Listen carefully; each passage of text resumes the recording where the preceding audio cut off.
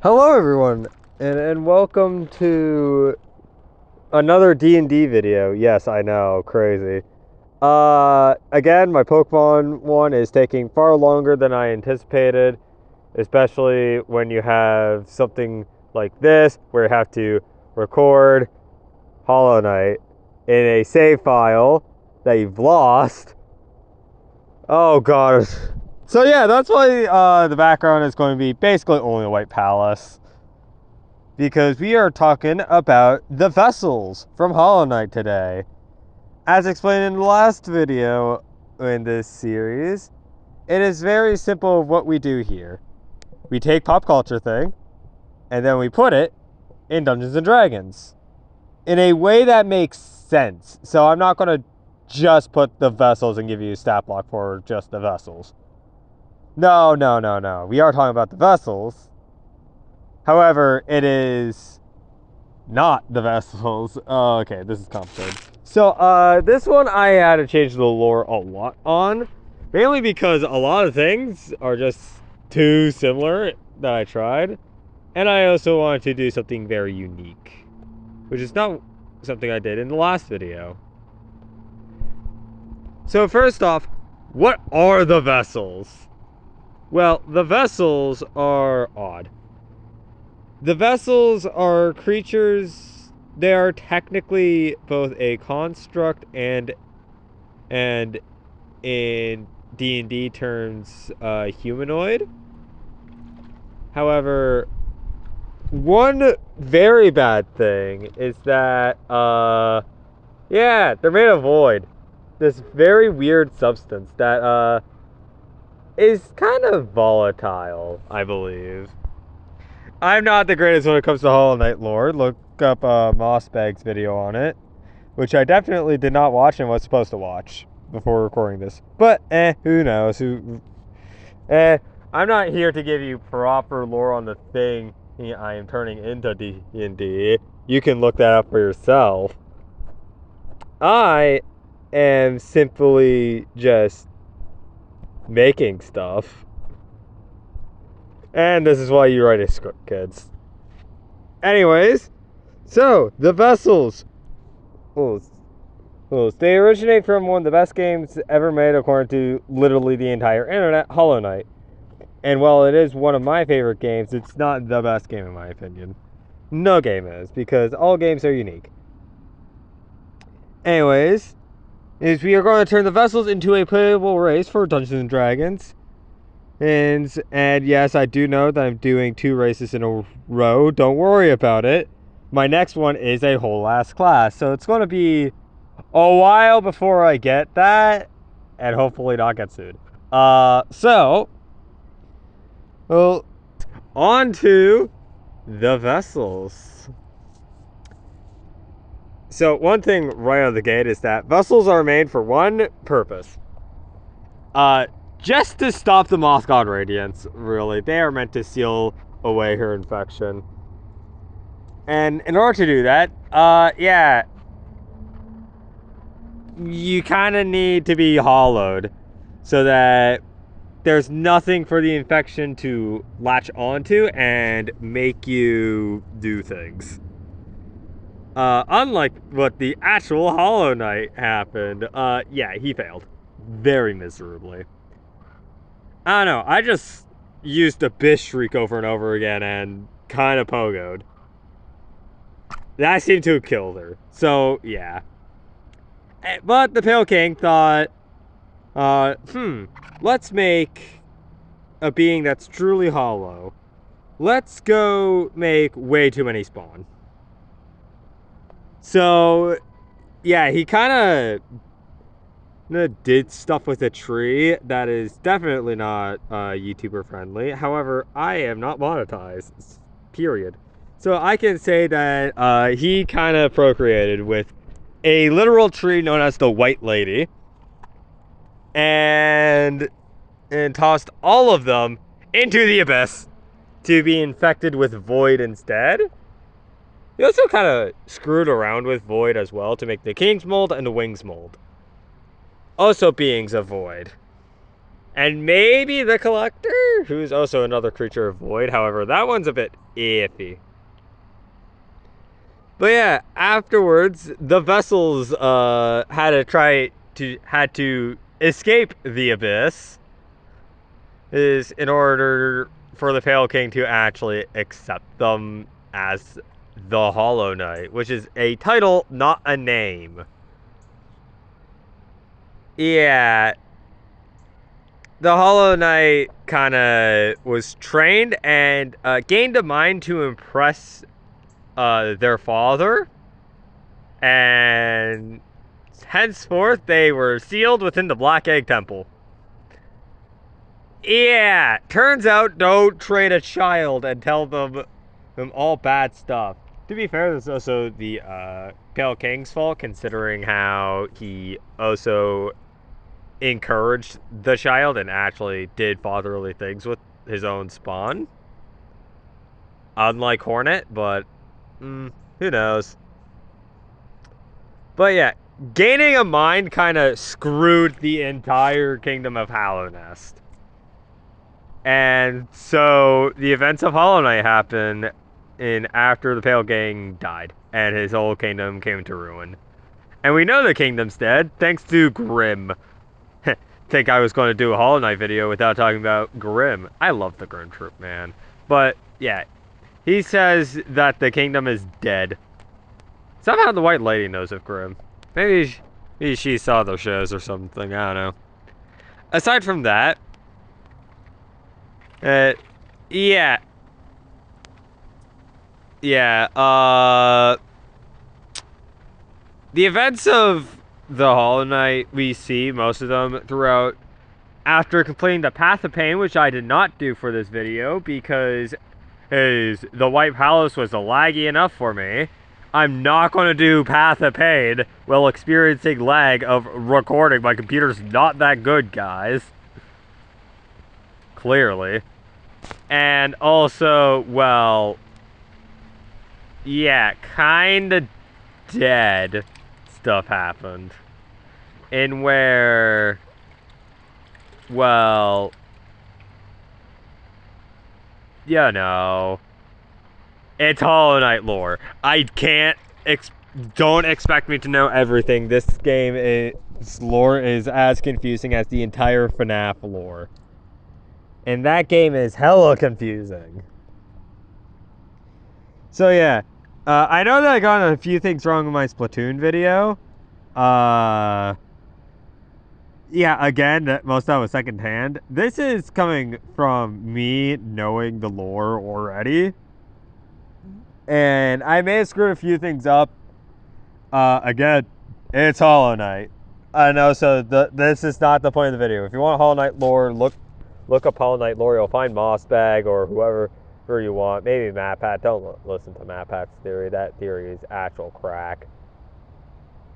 But yeah.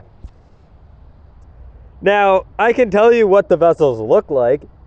Because the vessels are bug-like creatures who are comprised of a shell, and the innards are entirely made of void, which is a pure black substance that, well, do stuff. The void's powers are weird. They can create things. It can give life. It can seal light itself. It's weird, man. It's weird. But yeah, the features of every vessel, though, are that they have a cloak, and they have no other features on their shell except for horns, which vary from vessel to vessel. Again, this man made a lot of spawn to seal the moth.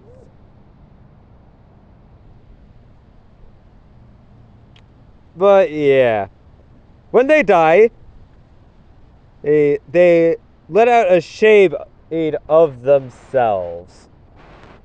Oh, the only two current living vessels are the Hollow Knight and the Knight, as every other vessel has died in the void, except for one, which is Lost Kin, who died in the ancient basin, which is just outside. So close, buddy. So close. But yeah, those are vessels. They are really odd, and their lore is also odd.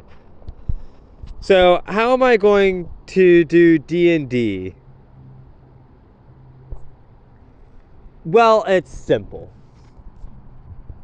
First, I should note that the Abyss is an actual plane in Dungeons & Dragons filled with demons, not devils. Demons and devils are different because there's weird D&D lore stuff. However, I could not find anything like the Void except for the River Styx, which is the River Styx and not actual Void. So, yeah. Can't do that. And also, the Abyss is a plane of multiple planes. The Abyss is weird as hell, okay? However, the energy from the Abyss is similar to Void, so obviously we have to do something that is infested with abyssal energy. Why don't we make this race kind of like the Tieflings, or Genasi, Aasimars as well, or Aasimars. I say Aasimar. Put down whatever you want in the comments. I don't know how you pronounce it. I accept both, and I switch both, but currently it's Aasimar. But yeah. However, I am going to change the fact that the vessels technically weren't born as vessels. They kind of were something that we don't get to see because the Void kind of screwed with them. So, yeah. Very odd. However, I am going to screw with the lore a lot more than I did with the Ultralings to make what I called the Hallowed work. So, let us begin. No one knows how the first Hallowed appeared, but many think a demon from the Abyss appeared and created a spawn with the humanoid, or a humanoid was infected with the energy from the Abyss. No one truly knows. The only reason why we even have a theory like this is because some people who have interacted with the Abyssal Gate here in the material plane have spawned hallowed children. However, they thought the Hallowed were not real at first, as they thought they had somehow produced two children in it. Both of them very different. They thought they produced twins. This could not be further from the truth, as the Hallowed has something of a split personality as a favor of the gods gave them, so that they can not die as soon as they come out. The Hallowed would have two forms, a shelled form and a shaded form. One holds all the emotions. This is said to be the shaded form. Well, the other holds all the logic and well, smarts. And that is known as the shelled form. However, both forms don't have the capabilities of the other. The shaded form acts on impulse and instinct, while the shelled form feels like they have no emotion whatsoever. Thankfully, any Hallowed can switch between these two forms. Some might think this would be good for them. However, this just made them much more ostracized, as they they always have some link to the Abyss. Whether they have scales to represent the Messiah, I believe. Don't quote me on that one. Or have horns just like demons from the Abyss. No one knows for sure. However, they all just want to be left alone or appreciated in their society.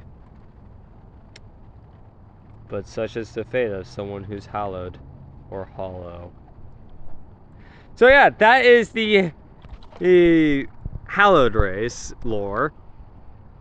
Yes, it is quite different from Hollow Knight's vessel lore. Again, this race was very hard to make in a way that I like and appreciate as a Hollow Knight fan, rather than someone who creates a lot of homebrew. So let's go over some statistics. Yes, this is the second race in a row where we have dexterity as a stat up.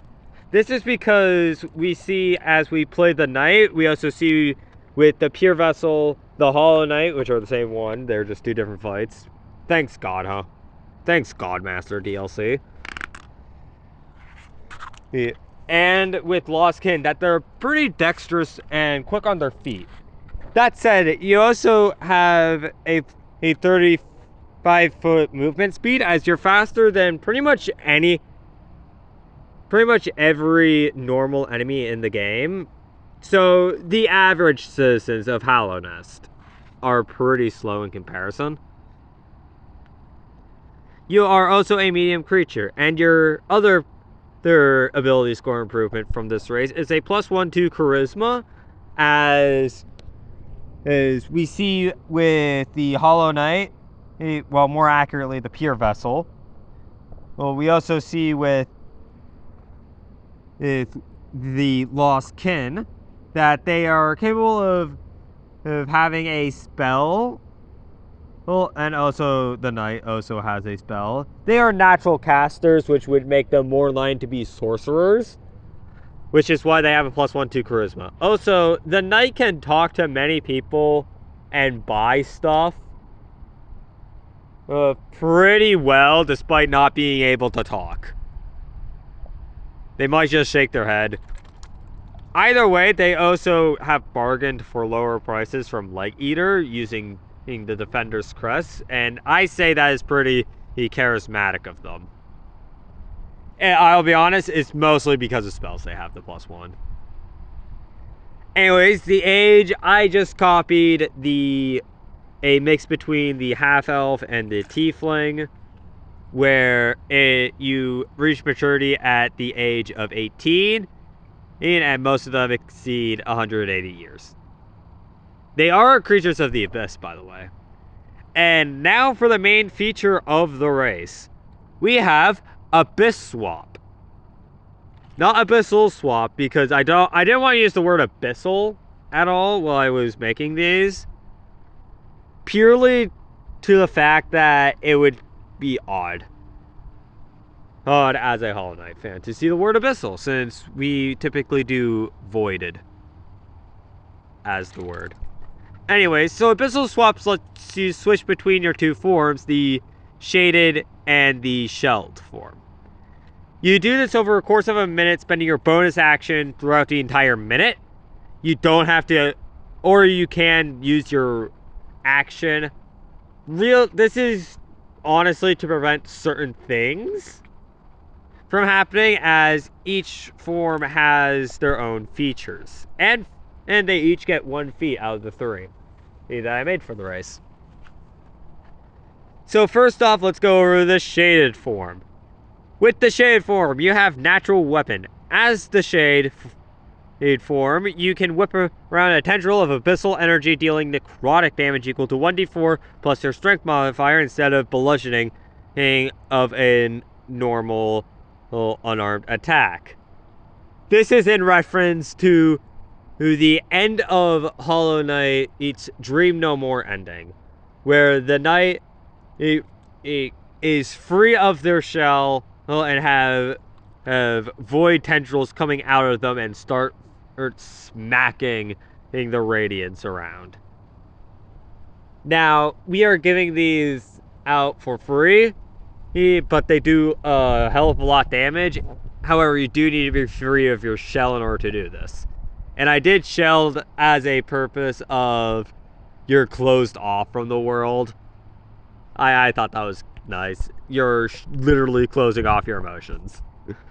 And shade is stripped, so I can have a reference to the shade. And last but not least, shade's logic. Because of all your emotions, you have an advantage of charisma saving throws. This is another reason why you have +1 in charisma, because the shade form has way too much charisma. Enough for both forms. You might say, oh, what about intelligence instead? I didn't want to do intelligence. I didn't want to give you 3 different ASIs, and I didn't want things to be very complicated and when you switched forms. I wanted the shade. I didn't want subraces this time around. So we did charisma because, again, even if you're emotionless, you can still be charismatic in certain ways and cast spells very well. So next up is the shelled. With Shelled's emotions, as your shell is on and you are a little more closed off than in your shaded form, you can reduce damage by 1d6. You can do this up to your proficiency modifier per long rest. This is directly a feature of the Goliath race. I thought it'd be nice as you have more armor on yourself instead of giving you a +2 AC. I thought this was going to be much more flavorful and much more defensive. And with Shell's logic, as your shell is on, you have replaced all emotion with logic. You gain advantage on intelligence saving throws. Again, this is the more intelligent out of the 2 forms. And your languages this time, I forgot to mention them last time, is normal, common that every race gets, and abyssal, as you are closely connected to the abyss. Now, feats. The feats here, 2 of them are the 2 separate forms, so let's do the one that they both would share. Focus. This is directly based off of the focus ability from Hollow Knight. At the start of your turn, you can focus your abyssal energy to try to use a hit dice. You must spend your action to focus on the abyssal energy until the start of your next turn. If you didn't take any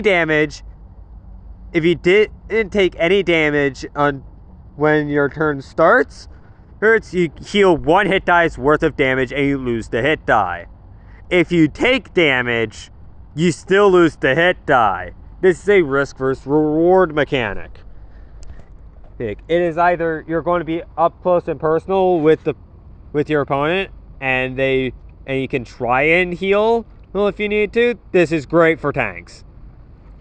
This is also very great if you're the shelled form, because you can potentially reduce that damage to 0 and therefore technically not get hit. Sort of like Zot's Life Ender. Now let's go on to the shade form feat, which is Tyrant's Fist. This is basically Desolate Dive or Descending Dark. I did not do D-Dark, I just did Desolate Dive, and I named it Tyrant's Fist because that was its original name. And I thought I would nicely reference it. AK, you spend your action to gather some abyssal energy into your fist, slamming it straight down to the ground. Every creature in a 5-foot radius must make a DC 12 dexterity saving throw or take 1d4 necrotic damage and be knocked prone. If a creature is successful, they take no damage and isn't knocked prone. This is the same.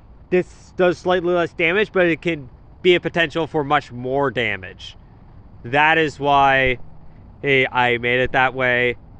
I didn't want it to be another thing you need to keep track of, so we just did that. And by we, I mean me, because I'm the only one working on these. And last but not least, we have Cracked Survival, only accessible in shelled form. When you are reduced to 0 hit points, but not outright killed, you drop to 1 HP instead. you automatically swap to your shaded form and can't swap back until your next long rest. This is a reference to dying in Hollow Knight, where if you die, your shade comes out, takes a third of your soul meter and all of your money. And then you have to go kill the shade. This is the main thing I wanted to incorporate, and that is why Abyssal Swap exists. But yeah, and I should mention, Hollow Knight's by Team Cherry. Support them, buy Hollow Knight, wait for Silksong like everyone else. It's not out as of recording this. So yeah, that is the vessel raised, the Hallowed. I did not have as much stuff to talk about this time, as Hollow Knight lore for the vessels is actually quite small compared to the Pale King. And next time, as I mentioned, I'm working on a fun class, and I think people might enjoy it, and I'm hoping I don't get sued. And I'll give you another hint. It would be also the first one that is not based off of a video game. It's going to be based off of a TV show that I quite like, and my friend me and my friends are currently rewatching. So, this has been my Pop Culture into D&D video, and I hope you all are okay.